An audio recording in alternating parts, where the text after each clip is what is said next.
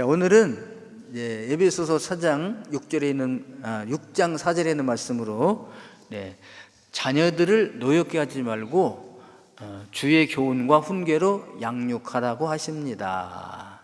너희들은 너희 자녀를 노엽게 하지 말고 주의 교훈과 훈계로 양육하라고 하십니다. 이런 제목으로 하나님 말씀을 선포하겠습니다. 이 말씀이 선포되어질 때 성령님께서 역사하셔서 저와 이런 분들에게 큰 은혜의 시간이 되기를 바랍니다. 오늘은 어린이날이죠. 그러면서 어린이 또 주일입니다. 정말 어린이들이 말만 들어도 좋죠. 생동감 있고.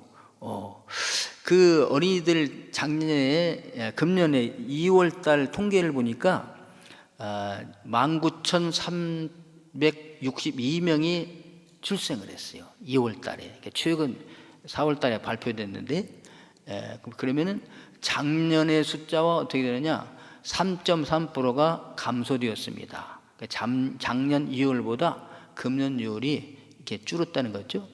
돌아가신 분을 보니까 29,977명이에요. 그래서 돌아가신 분들은 작년 2월보다 9.6%가 증가했습니다. 그래서 결론적으로 보니까 1,614명이 줄었어요. 우리 인구가. 그러니까 태어나는 숫자보다 돌아가신 숫자가 많았습니다. 점점점 더 그렇게 되고 있는 추세가 됩니다. 그러니까 어린이들은 점점점 줄어가고 어른들은 또 많이 돌아가시고 이렇게 인구가 줄어가게 됐죠. 그래서 국가에서 큰일 났다. 자녀를 많이 낳게 해야 되는데, 그런데 여러 가지 정책을 내지만 그렇게 되질 않아요. 작년에 결혼 숫자 보니까 2월 달에 5.0%가 감소되었어요. 금년에. 그러니까 16,949건인데 2월 달에 그러니까 결혼을 해야 숫자가 늘어가야 또 자녀가 많이 생산이 되지 않겠어요? 근데 결혼도 줄고 그 자녀 생산은 또 줄어들게 된다. 이게 이게 우리나라의 숙제로 지금 다가오게 되었습니다. 어린이들 보면 너무 좋죠. 어린이날. 저희 어린이날 때도 많이 불렀어요. 날아라 새들아 푸른 하늘을, 달려라 내물아 푸른 벌판을, 5월은 푸르구나 우리들은 잘 안다, 오늘은 어린이날 우리들 세상. 뭐 대충 이렇게 나와요. 우리가 잘하면 나라의 일꾼. 2절 손잡고 나가자 서로 정답게. 5월은 푸르구나 우리들은 잘한다, 오늘은 어린이날 우리들 세상. 그 몇 년 전에 이제 이 5월 5일 날 캠페인을 했었어요. 저기 삼패공원 거기서 주차장에서. 참 뭐 여러 가지 이제 우리나라 자원봉사 단체들이 나와서 이렇게 행사를 하는데 저희들도 나갔죠. 근데 갑자기 어느 순간에 막 헬리콥터가 옵니다. 다다다다다다. 헬리콥터 소리가요 엄청 커요. 그러면서 공중에서 막 선물을 뿌려드리는 거예요. 그냥 그걸 스스로 막 합니다. 정말 너무나 재밌었어요. 그러듯이 정말 우리나라 어린이들이 지금 정말 사랑받는, 그런 존경받는 그런 시대가 왔습니다. 자, 그 어린이날은 언제 시작됐는가? 이제 1856년에 미국의 매사추세츠 주에서 레오날드 목사님이 6월 둘째 주일을 어린이날로 정했어요. 그래서 미국이 가장 어린이들의 가능성과 꿈을 존중해 가지고 어린이날을 6월 둘째 주일로 정했습니다. 그것을 이제 1868년에 미국 감리교회가 이걸 받아들여 가지고 이걸 기념일로 선포했어요. 그래서 1883년에는 미국에서 이날을 어린이날로 선포하고 이것이 이제 전 세계로 퍼져나가게 되었습니다. 우리나라에서는 1922년 4월에 이제 이 일제 강점기가 되죠. 그때 일본에서 유학하고 있는 우리 젊은이들과 또 우리 방정환 선생님 잘 아시죠? 이런 분들이 어린이날을 제정을 한 것이죠. 그래서 5월 1일 1923년에 5월 1일을 어린이날로 제정을 했습니다. 그리고 이제 첫 번째 모였는데요. 주제가 뭐냐면 희망을 살리자, 내일을 살리자. 멋있죠? 잘 살려면 어린이를 위하라. 이렇게 표를 가지고 200여 명이 모여서 행사를 한 다음에 서울 시내, 경성 시내에 그 당시에 4구역으로 나누어서 전단지를 선포 12만 장, 그때 당시에 어마어마한 숫자죠. 12만 장을 배포를 했어요. 그래서 어린이날의 약속이라고 하면서 이제 이런 어린들에게 드리는 선전문 이래가지고 보냈습니다. 당시 획기적인 것이죠, 우리 사회에서. 그래서 뭐라고 그러냐, 욕하지 말고 때리지 말고. 그러니까 얼마나 욕을 많이 했겠어요. 우리 그 욕을 그냥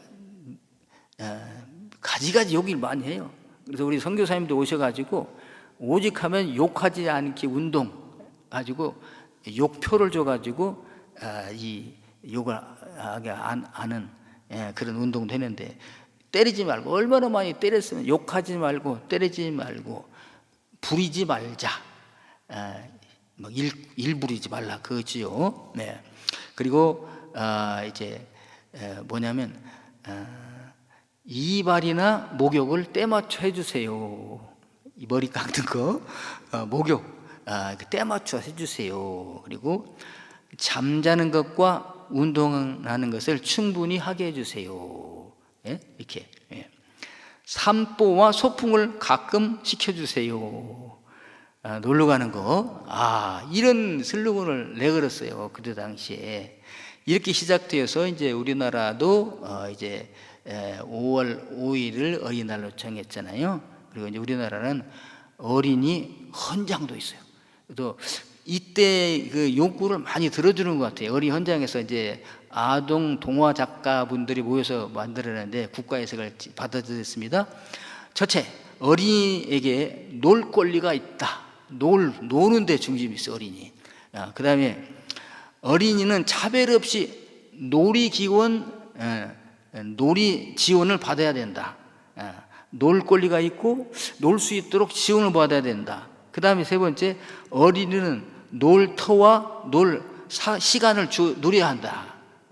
그 다음에 네 번째, 어린이는 다양한 놀이를 경험해야 한다.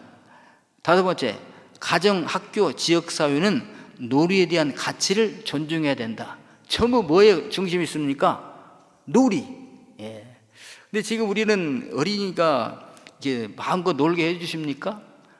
이제 어린이들 노는 그 꼬꼬마 방도 여기 있어요. 정말 재밌게 놀 수 있는 기구들을 많이 만들어 놨어요. 근데 돈이 있어야 되죠. 그리고 공원도 잘 되어 있고요. 놀이는 충분히 이렇게 잘 해주는 것 같아요. 그래서 그때 당시에 못 놀아서 이제 하디 맺혔던 자녀들에게 지금 마음껏 놀 수 있는 환경을 조성해 줬는데, 그만 이제 공부 때문에 놀지 못한 어린이들이 많은 것 같습니다. 그래서 공부가 이렇게 치중이 되어 있는데, 자, 오늘 우리들은 이제 하나님 말씀에는 어떻게 되어 있을까요? 어린이에 대해서 오늘 말씀에 첫 번째는 이제 여러 가지가 있지만은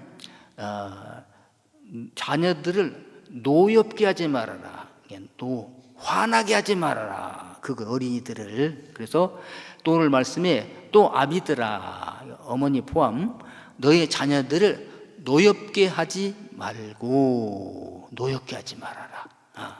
그래서 왜 노엽게 하느냐? 골로새서 3장 21절에도 보면은 아비들아, 너의 자녀를 노엽게 하지 말지니, 여기는 이유가 있습니다. 낙심할까 함이라. 노엽게 해가지고요, 낙심할까 함이라. 그러니까 노엽게 하지 말아라, 화나게 하지 말아라, 아주 실망하지 하지 말아라, 낙심하지 말아라, 그런 거예요.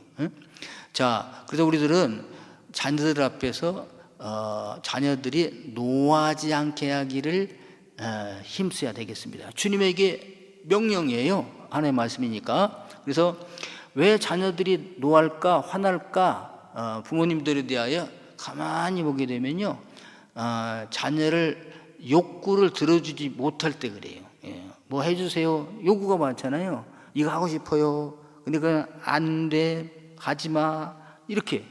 예. 그걸 합당한 이유와 설명을 하면서 안 된다고 그래야 되는데, 그냥 바쁘니까 안 돼, 하지 마, 못 해, 못 줘, 이럴 때 자녀들의 마음이 노하게 된다. 응?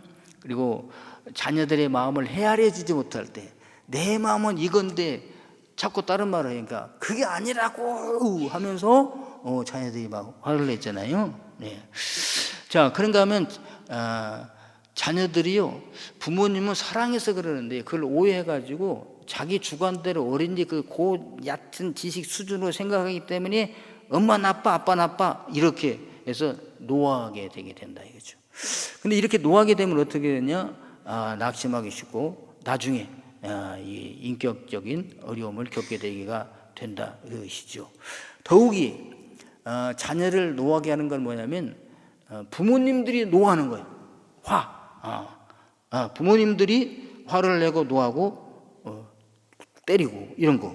그래서 저희들이 이제 자녀들의 심정을 몰라주는 거, 부모님의 지식 수준에 있어서 몰라줄 수도 있습니다. 욕구 못 들어주는 거, 능력이 없어서 못 들어주는 것도 있습니다. 그러니까 잘 설명하고 하면 좋겠는데, 이거는 할 수 있는데 뭐냐면 화를 내지 않는 거죠. 예. 싸우지 않는 거. 자녀들 앞에서 자녀들에 대한 화도 안 되지만 부부끼리 이 화도 자녀들에게는 큰 분노가 생기게 되게 됩니다. 왜 이렇게 싸우는 거야? 우리 엄마 아버지는 왜 저렇게 싸우는 거야? 왜 욕을 하는 거야? 막 우리 아들에게는 욕하지 말라고 그러면서 막 욕을 막 하면서 막 폭력하지 말라면서 막 또 부수기도 해도 막, 이렇게 막 벽을 치기도 하고 막, 그릇이 막 날아가기도 하고. 이건요, 자녀들에게 큰 도를 주는 거죠. 그러니까 이런 걸 했으면 우리가 얼른 깨닫고 이걸 안 하도록 노력을 해야 된다 그것이죠. 이게 자녀를 노엽게 하지 않는 것이죠. 자녀에 대하여 녹아나서 막 화를 막 잘못을 저질러서 이렇게 할 때가 있죠. 그럴 때 우리가 어떻게 되느냐? 이제 우정문 교수님이 이걸 글을 썼는데 보니까 15라는 수가 중요하다. 15를 기억하라. 여러분 오늘 15를 기억하게 되시기 바라겠습니다. 자녀를 노하게 하지 않은 방법 중에 하나, 내가 자녀를 노하게 하지 않는 것 중에 하나, 내가 자녀들 앞에서 노를 바라지 않는 것 중에 하나가 뭐냐면 15를 중요시하자. 뭐냐? 15초 동안 참아라. 15초 동안. 우리나라는 뭐 인자를 3번 쓰고 뭐 그래 있죠. 네, 15초 동안 참으면서 숨을 15분, 15번을 쉬고, 그리고 그 자리를 피해서 15분을 지나가게 되면은, 그걸 피해서 골방으로 들어가지 말고 가능하면 탁 트인 곳으로 가라. 그래서 아주 그 주위가 산만한 곳으로 가라는 거예요. 그래서 15분 동안 이것저것 보다 보면은 화가 가라앉게 된다. 그거예요. 그래서 세 가지 질문 정도 할 수 있는데요.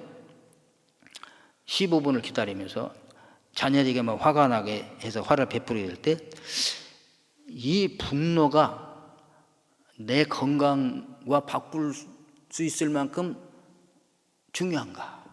이걸 한번 생각하라는 거죠. 예. 내가 분노를, 누구에도 마찬가지. 내가 확 분노가 일으키죠. 참지 못하죠. 참다 이제는 못 참아. 한 번, 두 번, 세 번, 두 번까지 괜찮은데 3번 반, 3번 반에 반반 하다가 그냥 폭발하게 되죠. 그때 내가 이게 폭발함으로 나의 건강과 바꿀 수 있는 유기내가 반드시 화를 발하면 피해가 온다는 겁니다. 뇌세포가 상한다는 거죠. 그래서 치매가 올 확률이 높대요. 그러니까 내가 치매가 걸리는 게 좋을까? 이 분노를 안 내는 게 좋을까? 생각을 해보자는 거죠. 그리고 두 번째는 이 분노가 정당한가? 이성적으로 생각하는 거죠. 그러니까 이게 15분을 참아야 이게 생각이 들지, 안 참으면 막 나가버리잖아요. 평소에 인격적으로 도여가 되신 분들은, 성품이 좋으신 분들은 되지만 이게 된다 이거죠. 그래서 분노가 정당한가, 아니면 내가 지금 아까 낮에 밖에 나가서 누구하고 싸워가지고 화가 나는데 거기서는 내가 차마 말하지 못하는데 거기에 대한 분풀이를 얘한테는 거 아닐까? 이렇게, 예?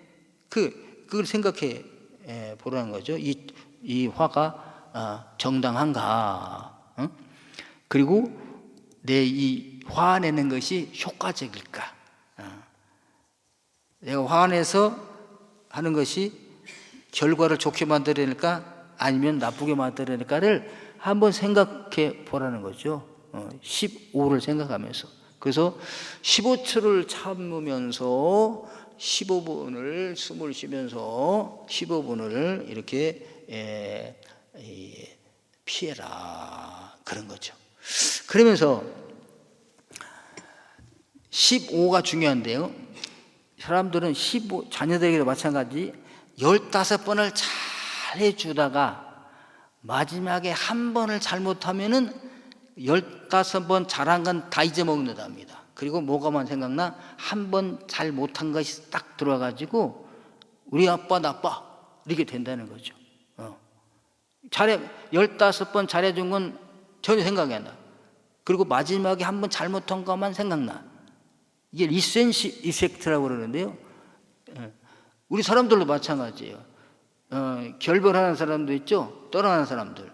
그동안에 잘해준 건 생각 안 나. 근데 마지막에 잘못한 거, 그게 어째서 그동안에 잘못한 게 다 잊어보게 되는 거죠. 그래서 이걸 이제 회복하게 되려면 어떻게 되냐, 15번을 잘해줘야 그게 희석이 된다는 거죠.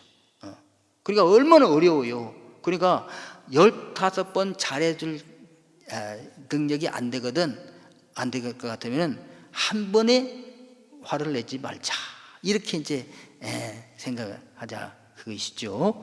그래서 오늘 성경에 아비들아 너의 자녀를 노엽게 하지 말아라, 낙심할까 함이라 그랬어요. 그래서 우리가 화를 내지 않을 수는 없는데, 화를 내기 전에 15 딱 생각하면서 15초 참아보자, 15분 심호흡을 해보자. 가서 15분 동안 마음을 가라앉혀보자. 이렇게 자녀들 앞에서, 공동체도 마찬가지입니다. 똑같습니다. 이거를 적용해 보게 되기를 주님의 이름으로 축원합니다. 자, 한번 15초 심호흡 한번 해보십시오. 지금 화가 났다고 생각해봐요. 심호흡 들이마십니다. 내품습니다. 내품을 때요, 우리가 이제 이 복식 호흡 연습하잖아요. 여기 이제 클라리넷도 불고, 이게 나팔, 죄송합니다, 요벨도 불고, 뭐 이제 저 색소폰도 불면, 이거 성악하신 분들은 거의 설교 연습인지 뭔지 다 이렇게 복식 호흡을 연습합니다. 근데 들이마시라고 그래요. 배가 부르도록요. 딱 참았다가 다시 내보내.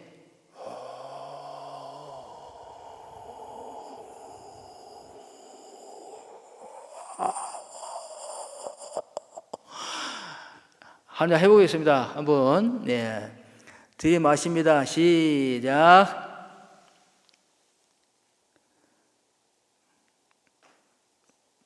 배가 불렀습니까? 쑥 내보내는데 이제 허리를 숙이면서까지 다 내보냅니다.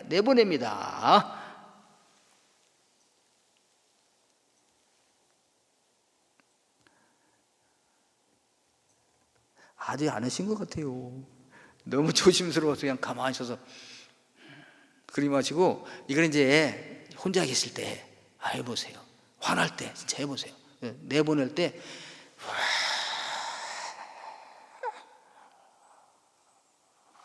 내보내면 그때 아주 노폐물이 딱 나간다는 거죠. 화도 나가게 되고.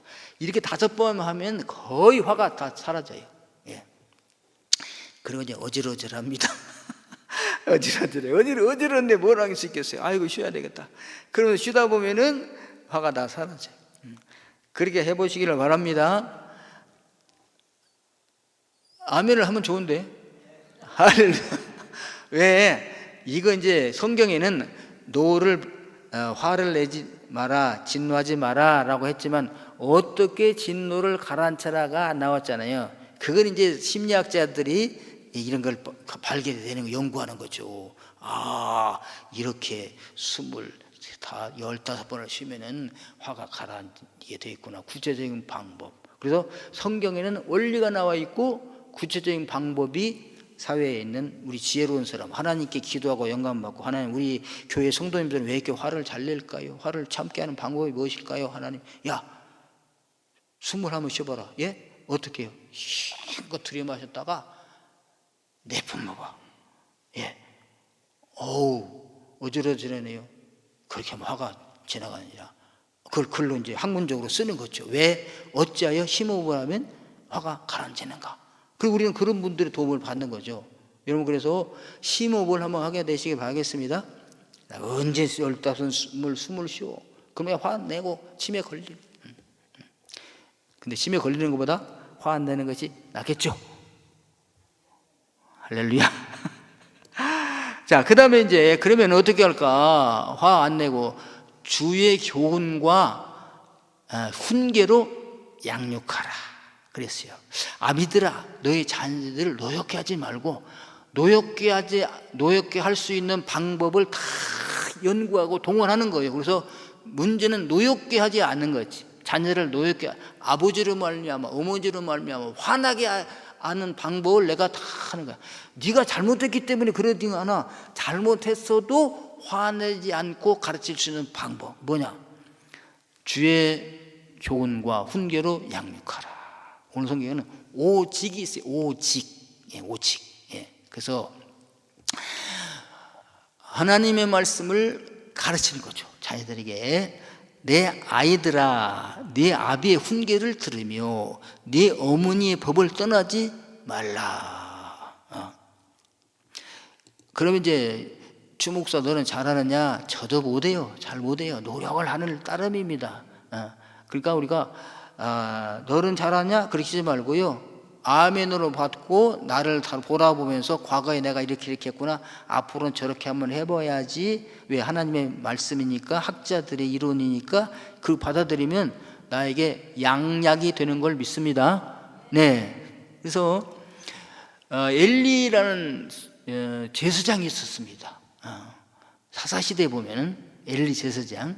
근데 그 집안이 망해요. 왜 망하느냐? 자녀들 때문에. 자녀들이 막 저주받을 일을 행하는 거지. 예. 근데 그 아버지가 그 자녀들의 저주받을 일을 금하지 않았다 이거야. 그러니까 하나님 말씀을 잘 가르쳤다면 저주받을 일을 안 해요, 자녀들이. 그러니까 하나님 말씀을 잘 가르치지도 않았을 뿐더러 설령 그렇게 했을 때 이걸 제재를 하고 깨닫게 하고 이건 다 잘못된 길이다 하지 말아야 할 것인데 그를 하지 아니하였으므로 엘리의 집안이 다 죽습니다. 그 집안에 노인이 없어요. 자, 사무엘상 3장 13절부터 나오는데요.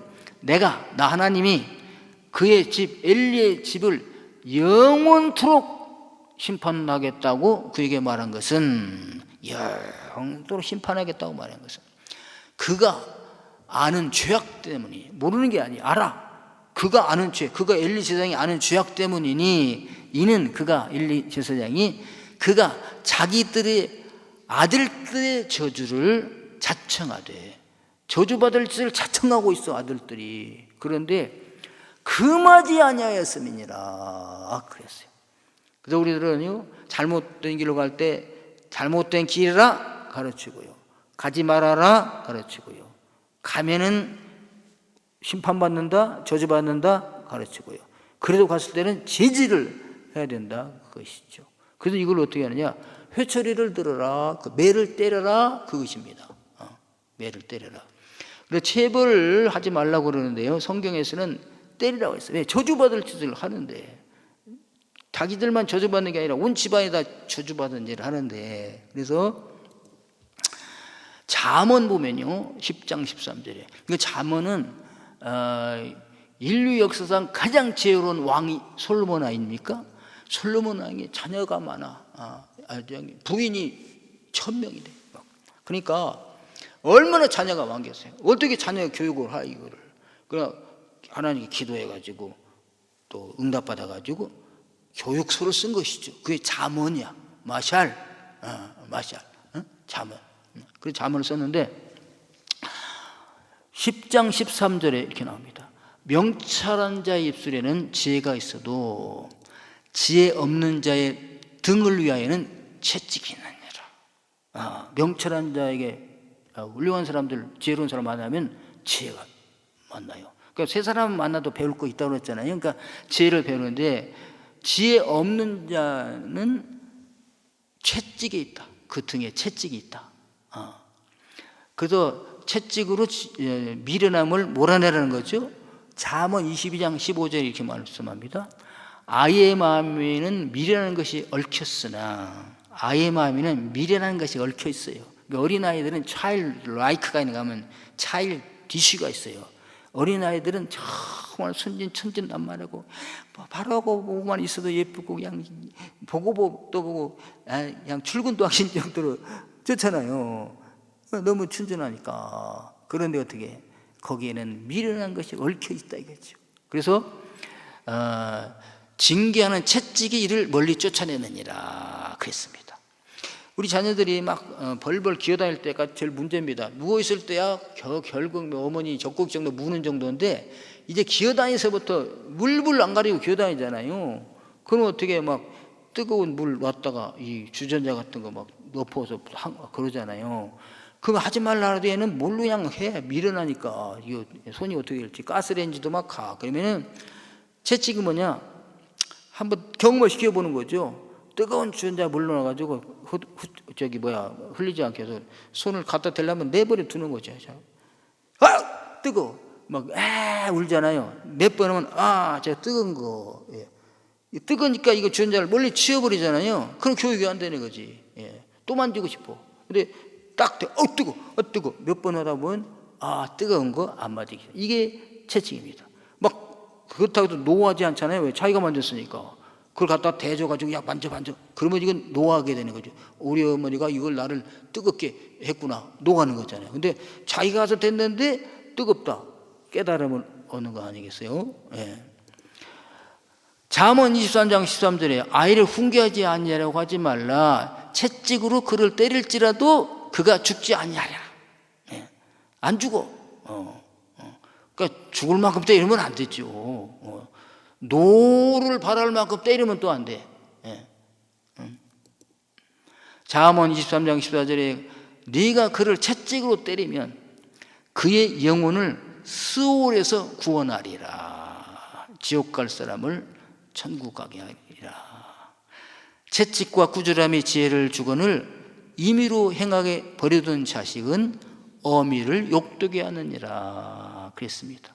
한때 우리 어린이들 많을 때 식당 같은 데 가면 막 해집고 돌아다니도 있잖아요. 엄마가 내버려 두면 사람들은 어떻게 합니까? 그애 좀 단소리 시켜. 용감한 사람은 그렇지만 어떻게 속으로 저 이렇게 그러잖아요. 욕 먹는 거야. 예. 학교에서도 마찬가지. 이런 자기가 크게 되면 이제 회사에서 마찬가지. 사회 나가서 다 지탄 받습니다. 부모님이 욕을 먹는 거죠. 예. 그래서 우리가 체벌을 할 때 이제 주의할 거 있잖아요. 맞아야 하는 이유를 말해주는 거죠. 그러니까 막 감정적으로 하면 절대 안 돼. 예. 그럼 자녀가 노해. 그러니까 맞아, 이러이러해 잘못했기 때문에 너는 맞아야 된다. 그 때리기 전에 말로 경고해야 되겠잖아요. 우리나라 잘하잖아요. 한 번 더 하면 맞는다. 3번까지 봐준다. 2번, 3번. 정말 노하기를 더디하시고 인자하심이 많으시기 때문에 하나님처럼 우리 자녀들이 3번, 2번 해놓고 3번을 바로 세질 않아요. 2번 반 남았어. 1번도 아니야. 또 그래. 반에 반 이래 나가. 그랬음에도 불구하고 네가 했기 때문에 너는 맞아야 된다. 근데 때릴 때 막 손으로 때리고 주먹으로 치고 막 여기저기 때리면 안 된다 이거죠. 정한 매로만 때린다. 매를 정해놔야 돼요. 네가 잘할 때는 내가 칭찬해주고 선물 주고 다 줄 거야. 그런데 네가 잘못한 일을 했을 때는 채찍에 맞는다. 이 회초리 저기 있지? 그걸 맞는 거야. 그러니까 할 때 저걸 바라보면서 뭐 맞을 일인가 아닌가? 칭찬받을 일인가? 하면서 해라. 그래서 그 회초리로만 때려야지 얘가 나는 맞는 것이 정당하구나 인정이 되지 않겠어요? 네. 그 다음에 체벌 장소와 상황을 주의해야 돼요. 저도 정말 무식한 거죠. 용감한 것이. 요셉이가 지금 저기 방송실에 있는데 기억 하나 모르겠어요. 내가 우리 자녀들을 신방에 절대 안 된 것 같습니다. 애들도 데려와요. 안 돼. 그리고 갔는데 그날은 굳이 데려오려는 거야. 그래서 이제 요셉이를 데려갔어요. 내가 회개하는 마음으로 말하는 거예요. 이렇게 하지 말라는 겁니다. 그때 이제 내가 들은 것은 미국 사람들은 막 이 자녀들이 잘못하면 허리띠를 풀려가지고 막 때린대. 그러니까 자녀들이 부모님 말씀 순종한대. 이런 것 막 듣고 그런 때입니다. 그러니까 그 집 아들하고 칼, 우리는 그런 거 안 사줬거든요. 칼 가지고 막 노니까 우리 애가 막 요셉이가 칼 갖고 싶은 거야. 나도 갖고 싶어. 빨리 같이 할까 하고 싸려놔서 요셉아 가만히 있어. 1차, 2차, 3차 경고해서 혼낸다. 여기 그때 한 20여 명 정도 우리 성도님들이 가서 신방하는 거지. 예배 인도해 나는. 근데 걔 생각이 똑똑하니까 설마 이렇게 사람들이 많은데 때리겠어? 이렇게 이제 생각했는지는 모르겠지만 계속해. 그래서 이제 죄송합니다. 우리 애가 말 안 들으니까 혼내야 되겠습니다. 이리 와 요셉이. 거꾸로 들고서 그냥 다리를 딱 들으니까 거꾸로 바지까지 내렸잖아. 장단지를 그냥 막 때렸어. 이렇게 막 엉엉으로. 근데 집에 와가지고 야 요셉아 아까 아팠어? 그러니까 창피하게 사람들 앞에서 때렸다.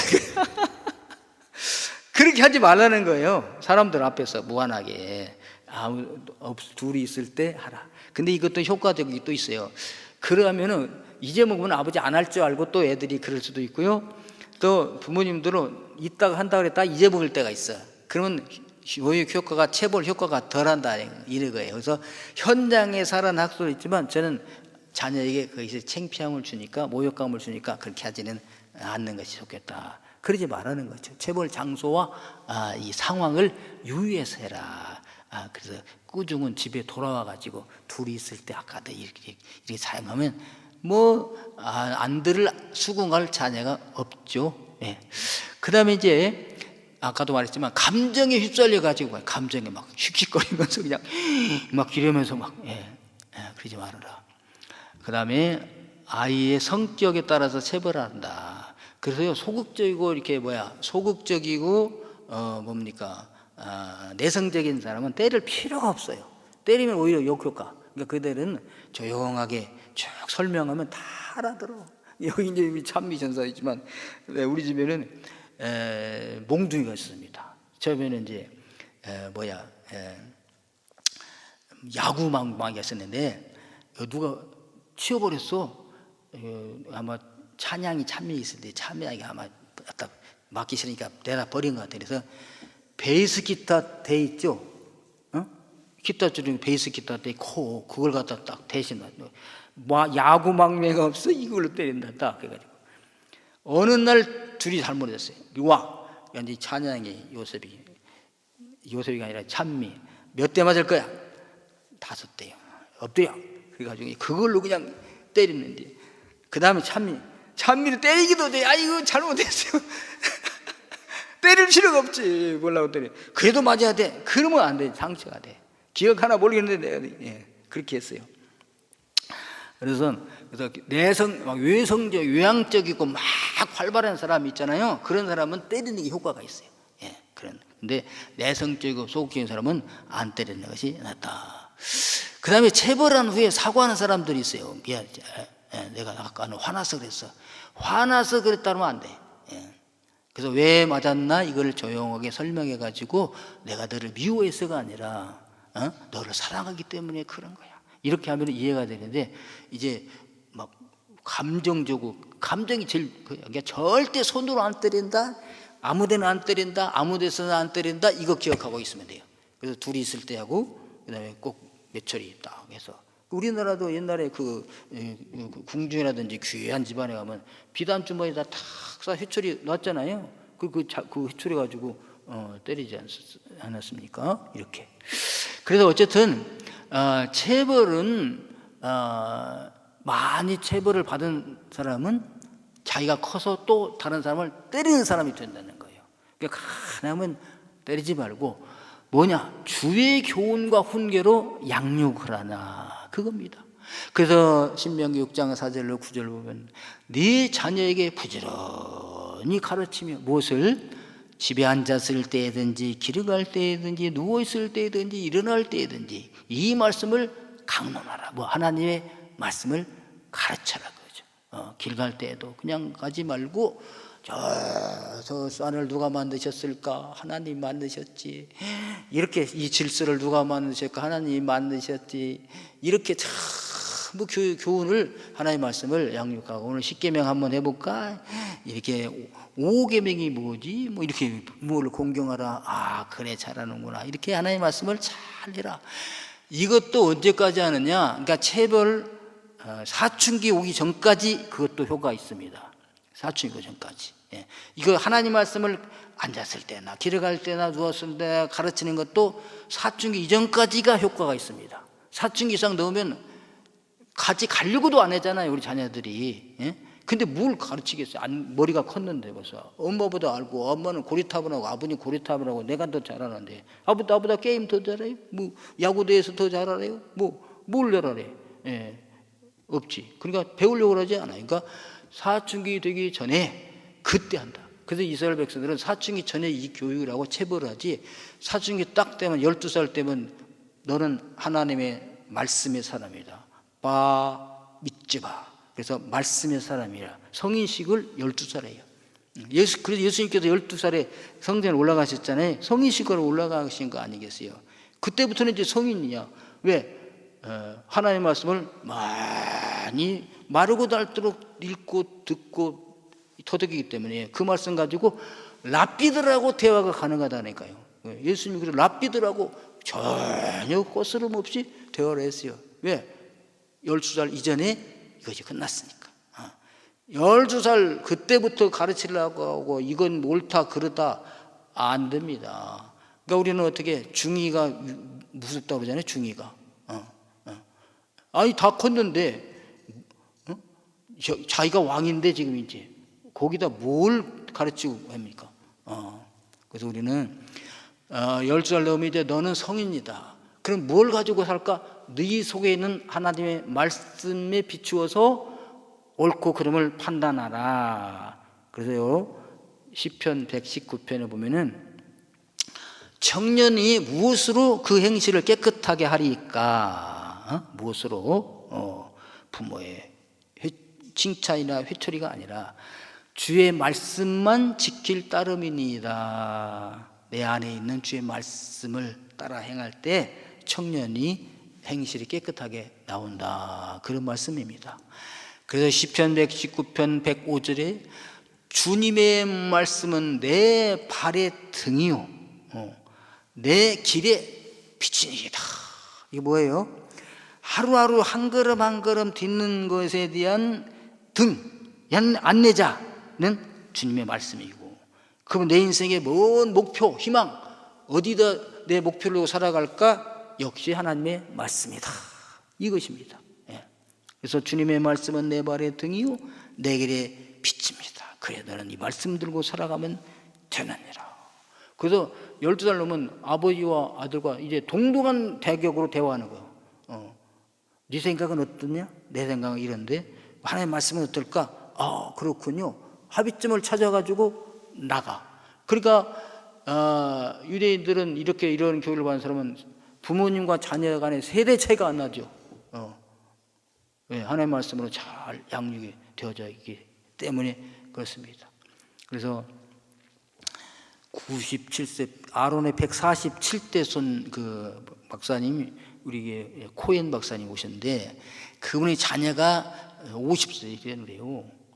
야, 근데 그분들 이렇게 어려서부터 아버지하고 아비의 훈계와 어미의 법을 떠나지 말라. 아버지와 어머니와 늘 밥상머리에서 늘 이렇게 대화했기 때문에 사이가 좋아. 그래서 아버지 전화하면 그 아버지가 그 50이 넘은 아들을 위해서 또 기도를 해주고 이래. 와, 대단하잖아요. 예. 이 어디서부터 시작되느냐? 말씀 교육에서부터 시작이 된다.